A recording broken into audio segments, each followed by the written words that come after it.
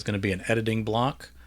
I'm going to look at a story called X Marks the Spot that I wrote yesterday. This has not gotten its first edit yet, so this will be first time through. Again, the bones of the story are there. I feel like there are particular themes and details that can be brought out and added that will strengthen the story greatly. And we'll just see what we can make of this. So this is X Marks the Spot by Jay Wilburn. The crew set up for the first shot on the beach. Let's say the film crew. Television crew? Television crew set up for the first shot on the beach. Brady Gordon practiced his lines next to his brother Conrad. Red Tangle Island off the coast of North Carolina is the legendary site of the lost treasure of the pirate queen, Alice Crimson. I don't know, Conrad said. You don't know what about what? Let's have something else happen here. Brady swatted at a large insect going for his neck. All right. That opening, I'm not sure it pops. What do you want to say? What do you want it to say?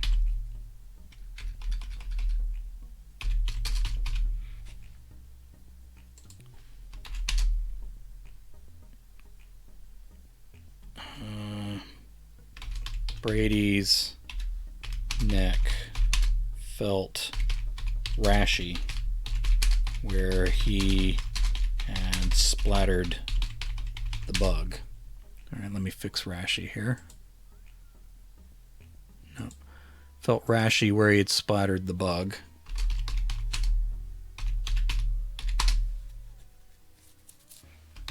You guessed the thing was going for his blood. He needed more DEET. All right. We can AR in anything we want later. I know, but what? I'm not sure we should say legendary. It makes it sound like it's not real. Brady looked down at his script and said, well, we don't know if it's real. Let's say the only treasure the brothers had gotten in years were their paychecks from the network. There we go. We don't want the audience to think that, though. They might not tune in. Well, we can change that. Also, I don't think we should say lost treasure. Why not? Same reason. Maybe hidden treasure would be better. Whatever you... The brothers and the entire crew paused as the noise built from the south. Soon the classic car came into view with billows of white sandy dust rising in a plume behind it. Conrad said, "You've got to be kidding me." One of the crew members said to another, "I thought these beaches were protected."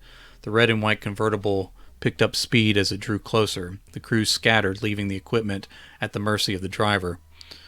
The Gordon brothers, I think I misspelled that. No, I'm spelling it with an A, I guess. Did I do the same thing up here? Brady Gordon. Yeah, I'm spelling it the same way. Just making sure I'm consistent. The Gordon brothers stood their ground. At the last moment, the brakes locked up, tearing deep furrows in the beach, and the car skid to a diagonal stop. The face of a pirate wearing an eye patch was stenciled on the door. Okay. Timothy Tramp hopped out without opening the door. His wife, Skylar Clark, took her time stepping out of the passenger side. Timothy called, "Hey, if it isn't the Gordon brothers, treasure hunters and never finders." "What are you doing here?" Conrad shouted. "You know the network set us up here." I didn't know anything of the sort. I thought you guys were still down on Blue Coast finding old buttons and drawings in libraries for the whole season. We've been advertising our season on Red Tangle for a year now, Brady said. Timothy shrugged as his wife joined him at his side. She filmed... She videoed the car with her phone as she circled the front. She wore a fancy scarf and sunglasses. I don't want your show. Okay, let me pull this down. I don't want your show.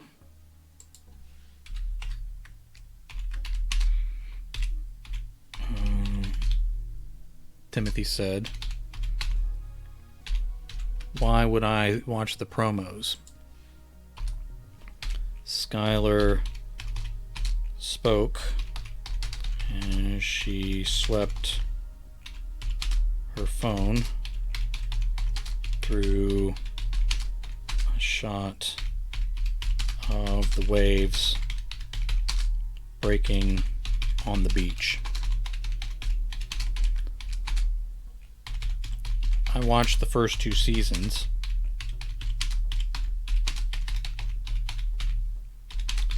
It got kind of repetitive. That's not how you spell that. Got kind of repetitive after that. I'm going to call the network on you, Conrad threatened. Skylar laughed. The Shabby Treasure Hunter is their top show. You guys are fine, but we bring in the viewers. No offense, guys.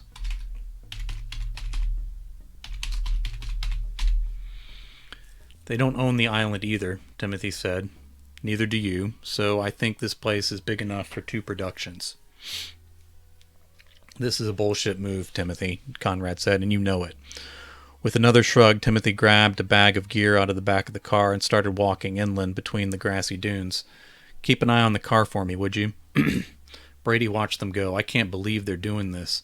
Conrad popped the hood and started pulling wires from the engine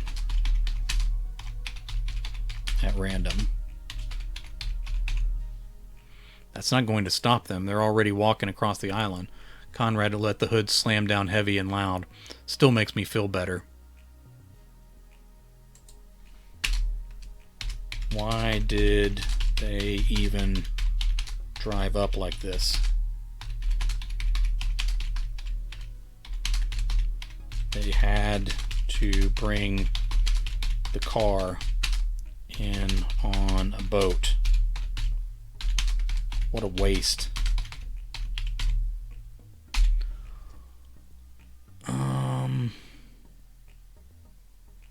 I'm glad one of us does.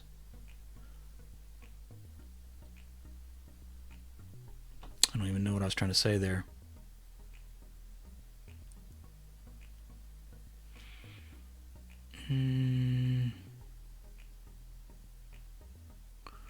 Well, I'm glad one of us feels better. Conrad.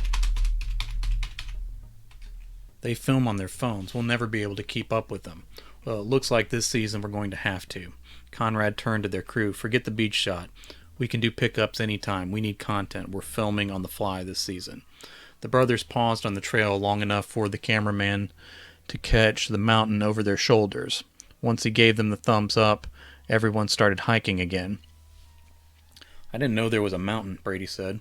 Well, there it is. It's not on the map, and we didn't see it when we were flying in. It didn't just sprout up, so maybe it's too far back to see from the water. Brady shook his head as he lifted some fronds from in front of his face. The island isn't that big, though, and all this foliage is wrong. Too tropical. You want to take a supernatural storyline this season? That might be interesting, especially if we're competing with Timothy and Skylar. I was just saying, There they are, Timothy's voice echoed from above. Wave to the camera. Say shabby treasure hunter. Conrad stuck up a middle finger. That's all right, buddy. We have the budget for pixelating. We'll put you in the trailer. Happy hunting, boys. All right, let me put a comma there. I hate him, Conrad breathed out.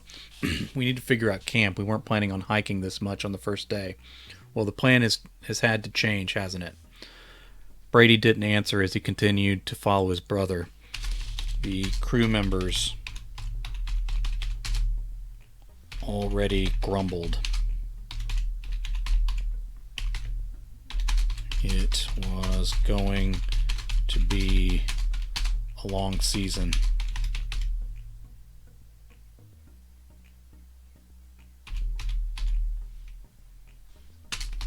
He swatted at another oversized bug trying to drink his blood. All right, there we go. Moving right along. They took all the pictures and shots they could get, but Conrad got tired of waiting. We need to open this up. We need to open this thing up. I don't know, Brady said. He ran his fingers over the designs and the inscription. There was still a lot of mud caked into the carvings, but he could tell they were. What does that mean? There was a lot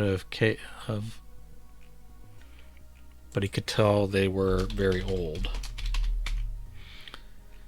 Seeing as they weren't letters, not in any language Brady recognized, he guessed this was much older than when Alice Crimson supposedly sailed the seas.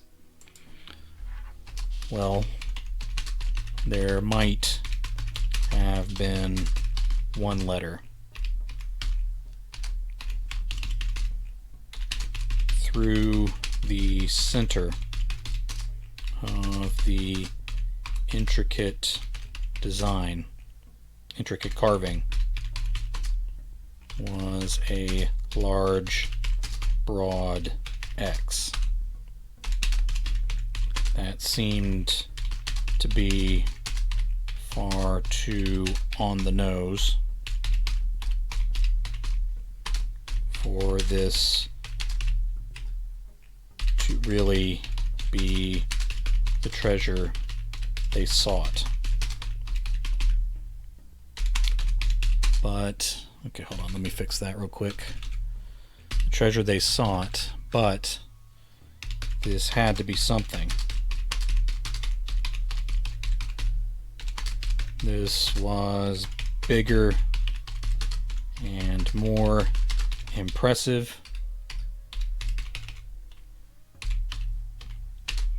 than anything they had previously found in the entire run of their show.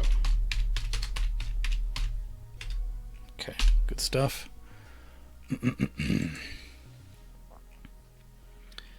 All right, the entire run of their show. This looks like it might be an historic site. We should probably call someone in. You're out of your mind, Brady.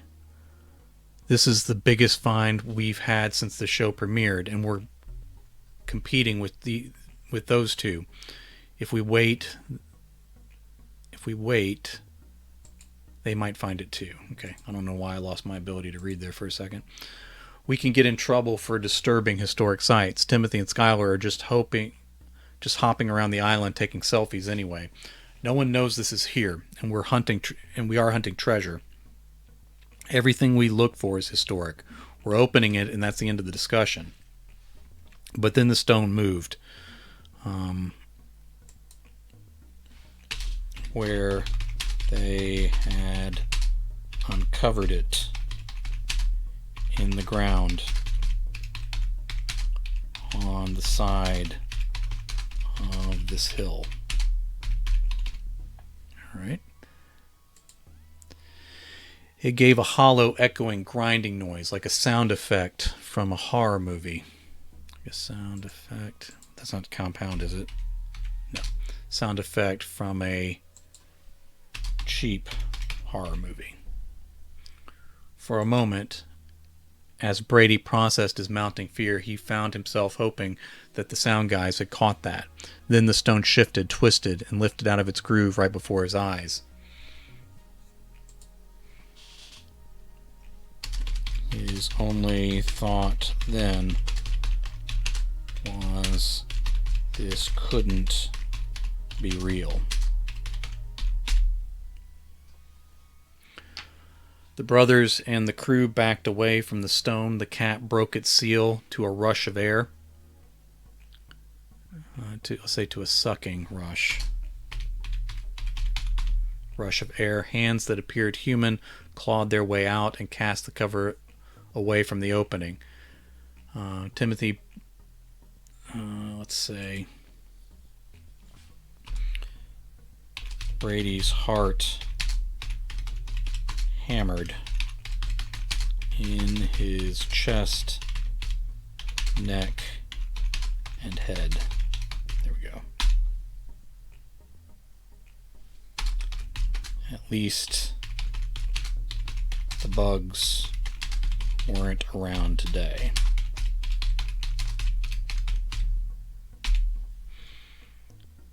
Timothy brushed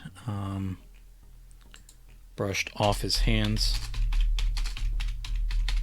as he emerged up the rough-hewn stairs beyond that stone. Skylar, catch a picture of those carvings. That'll be great. That'll be interesting. He spied the brothers and their crew staring wide-eyed. Then he laughed. Oh, and get their faces next. This is priceless. What are you doing down there? Brady asked. Let me have the brothers say that. Conrad asked.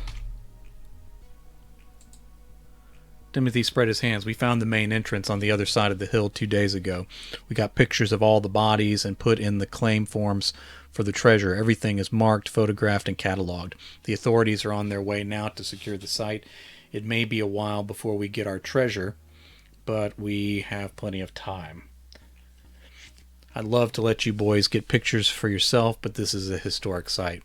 What bodies? Brady asked. You called the authorities? Conrad threw his hands in the air.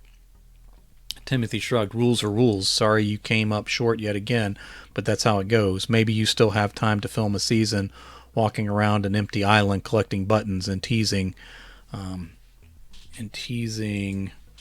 real breakthroughs before commercial breaks, before letting your audience down over and over again. Oh, hold on. Be nice, Skylar said as she photographed the big X and other carvings on the stone. The more he stared at those shapes, the more they looked like deformed skulls to Brady. All right. Moving on. The network sent us here, Conrad said. A crew member for Shabby Treasure Hunters climbed up the stairs behind them. For a moment, behind them, out of that crypt. For a moment, Brady imagined it was one of the dead bodies following them. Well, they'll see the error of their ways when we send them footage of Alice Crimson's lost treasure. Skylar laughed as she filmed the exchange. It's not lost anymore, is it? Hold on, let me get a drink of water.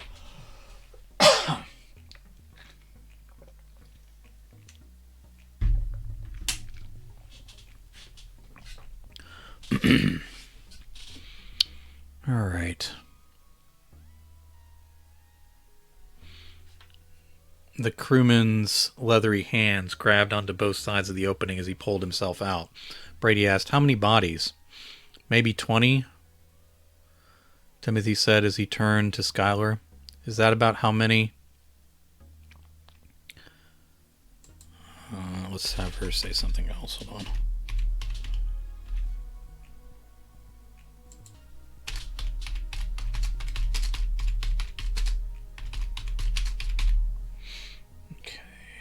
Coming back there. "Maybe 20, Timothy said as he turned to Skylar. "Is that how many you..." There was a loud click in the back of his throat.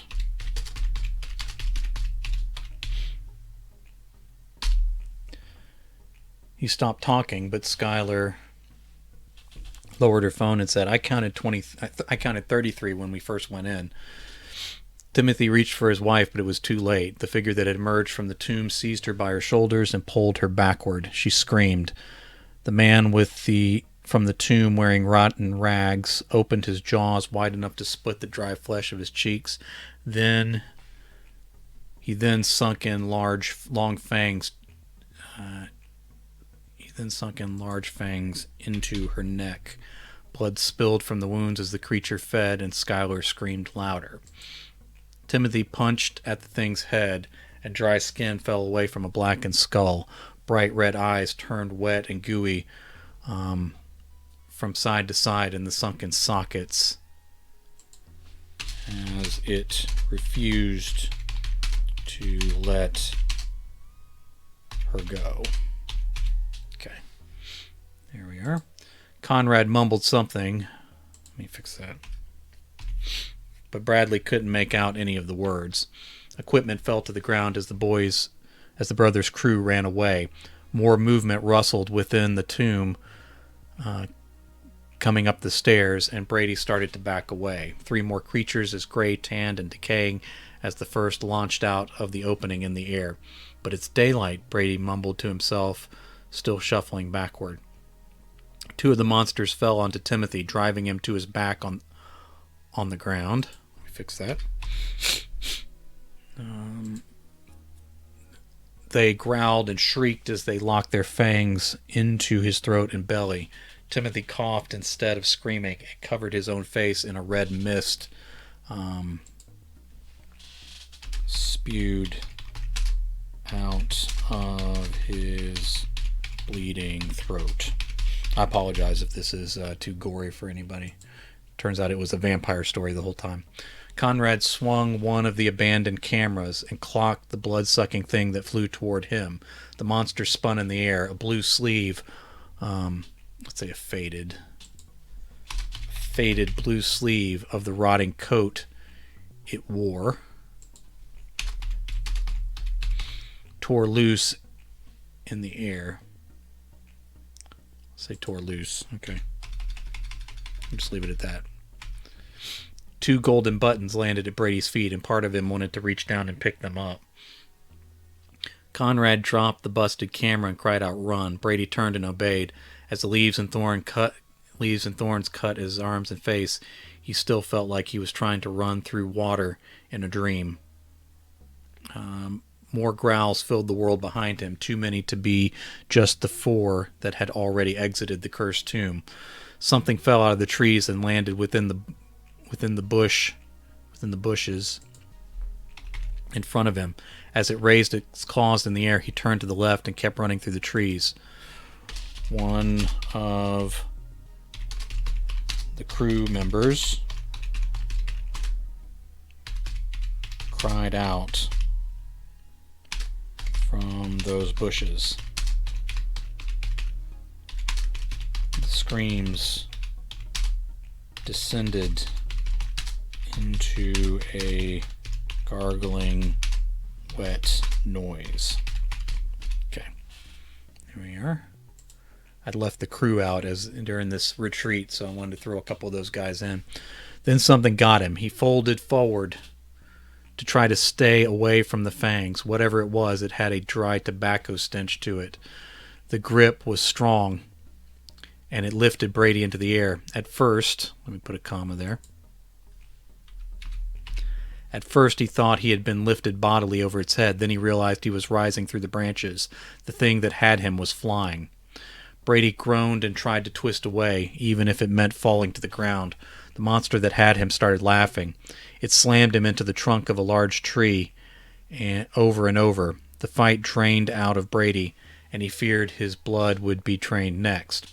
The creature drew back and flew hard toward the tree one more time. Brady thought for sure this would break his back. He caught a glimpse of the bearded face. Let's say of the monster's bearded face with hard, wrinkled skin that was so pale it looked like the body had been underwater for years. The eyes were deep black, but still seemed to glow from within, and the fangs were sabers ready to stab. The flight into the tree pulled up short as a branch pierced the monster's chest. It let out a cold sigh of breath that smelled fishy. It smelled, let's say, dank and fishy.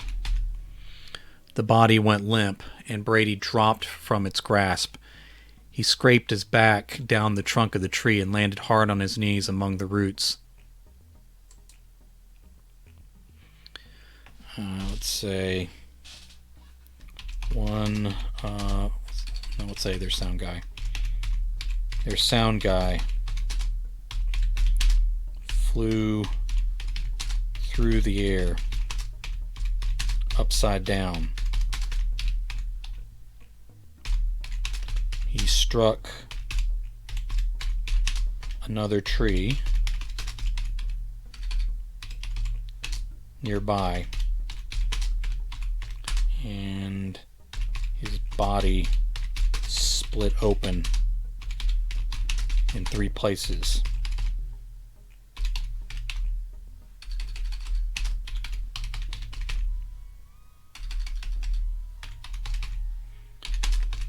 He dropped to the ground,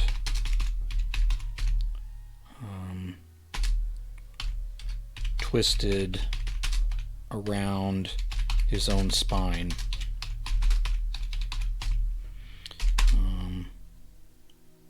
Many colors of liquid and greasy solids oozed out of the ruptures in his body.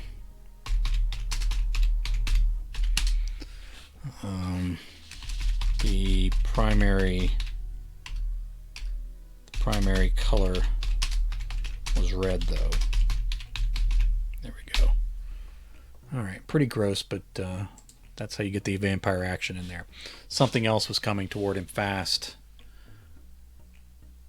Let's say from another direction.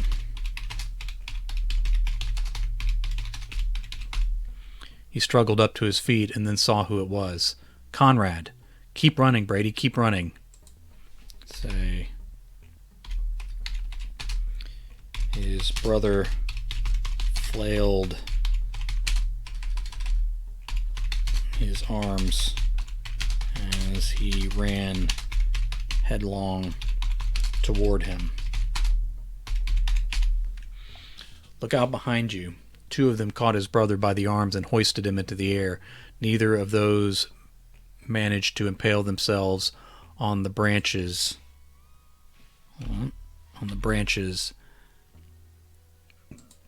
As they rose, though.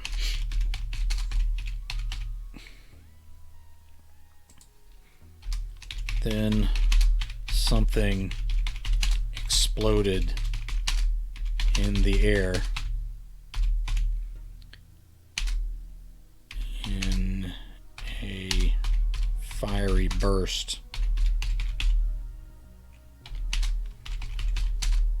Were they firing cannons at them too? Say nothing made sense anymore. Alright, there we go. Conrad, run, his brother's voice echoed from above. Brady turned and obeyed, but he could still hear them crashing through the forest behind him. He broke through into a sunny clearing and realized he was now exposed. Brady charged across to the next line of trees, but then pulled up short as the glowing red eyes filled the space. He could hear the husky sound of their breathing out of time with each other. All right, there we go.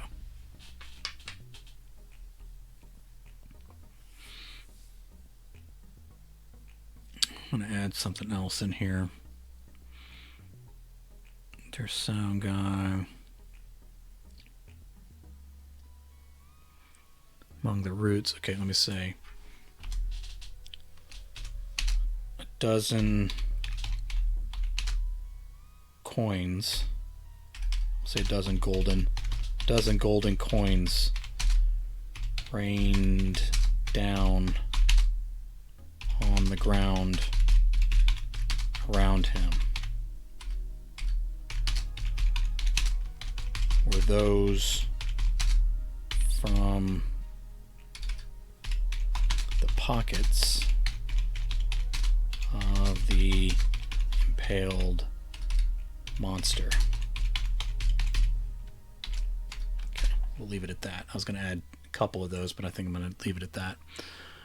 Look out behind you. Okay, into the sunny clearing. Behind him, a woman in a filthy dress flew out into the clearing with him in the air and over his head.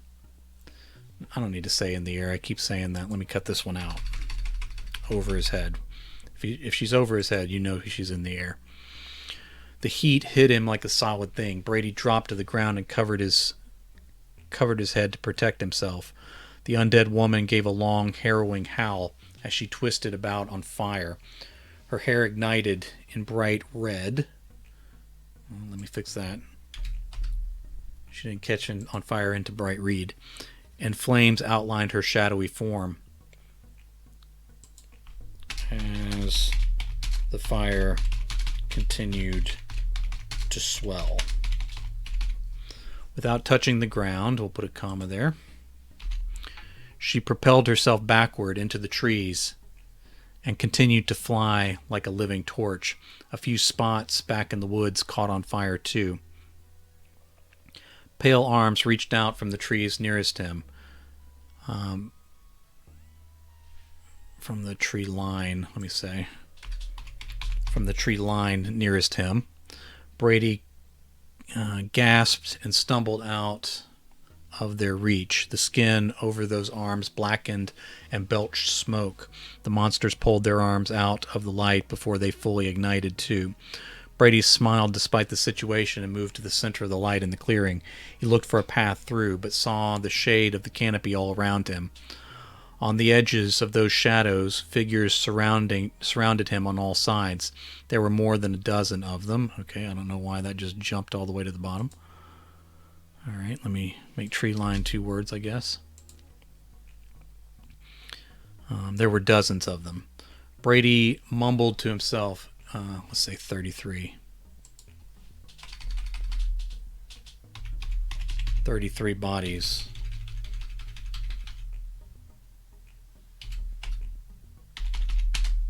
When she first counted. Something rolled out into the light with him. It came to a stop near his feet, and the dead eyes of Skylar's severed head stared up at him. He cried out and shuffled away, but was still careful to stay in the clearing. Chuckles as dark as the shadows they came from filled the day.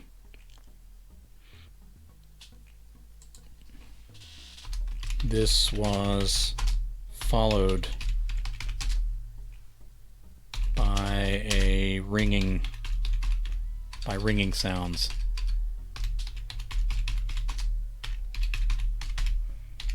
Gold coins caught the light.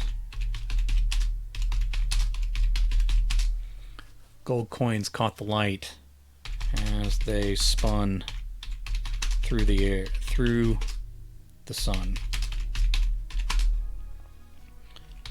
A few of the coins hit Brady before falling to the ground. Sundown is coming soon, boy. Buy yourself something nice, pretty little boy.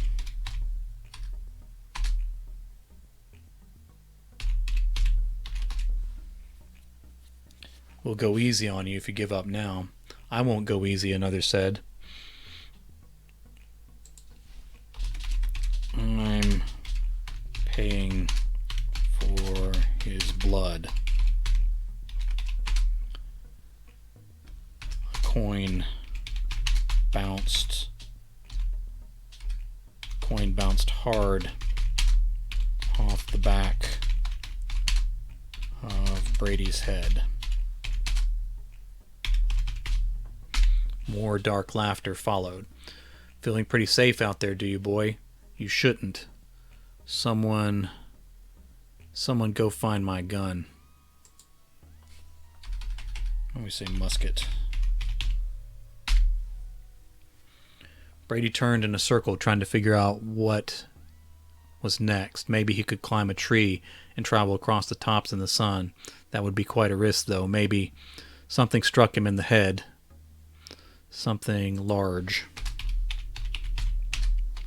and hard struck him in the head, and Brady twisted to the ground. More of that laughter, but it sounded distant as his ears rung, and he saw spots in his vision. His head bled over one eye, and the creatures around hissed. The screen of the phone that hit him was now... No, let's say something hard. Something larger and hard struck him in the head. Okay. The screen of the phone that hit him was cracked. Was now cracked. It was Skylar's phone. He snatched it up and tried to dial for help from where he lay on the ground. It was locked. What was he going to do? Brady gritted his teeth and held the phone over the face of Skylar's severed head. It unlocked. He tried again, but there was no service. Brady let out a whimper, and the monsters around him laughed some more. How had they called the authorities?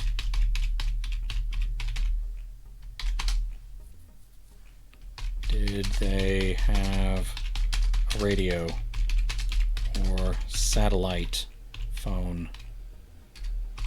That's not okay. Satellite phone. Were they lying? God, please don't let them have been lying. He turned on the camera and started filming the scene around him.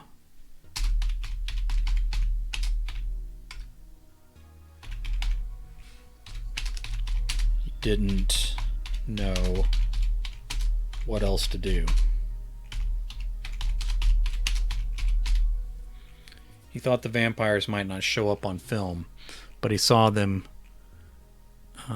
clearly in the image. They were moving corpses. They were dried mummies with fangs.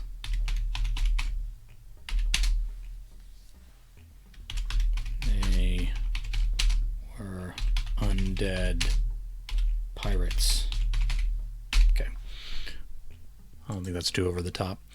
Conrad, he shouted as he continued to film. They had me trapped, Conrad. Another head flew into the clearing and hit Brady on the shoulder. No, no, no, no, no. He forced himself to roll over and look anyway. It wasn't Conrad. It was Timothy. It was Timothy's head, still coated in that mist of his own blood. Conrad, help. He was hit again and again, but this time it was brighter stuff. A sharp cut ruby sliced his cheek.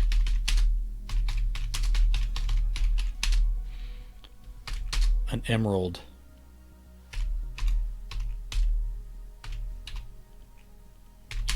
opened the gash above his eye wider. A bar of gold nearly knocked him out.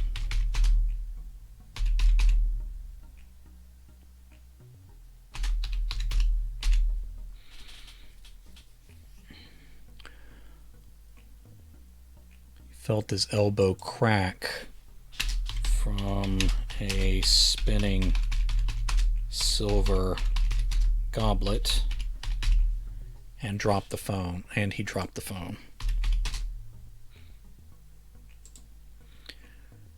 All right, let me do a new thing here. Don't spend it all in one place. What are you going to buy first?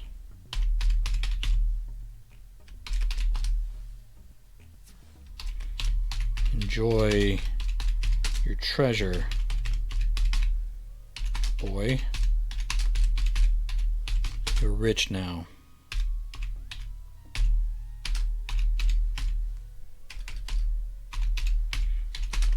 Filthy rich. Alright, I think that's a more solid ending now. Alright, Brady curled up in a ball and tried to protect his head from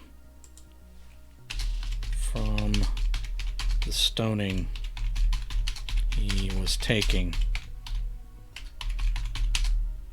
from the hard pieces of the vampire's treasure. He didn't know what else to do. The gold and jewels continued to fall upon him as the sun slipped toward the west.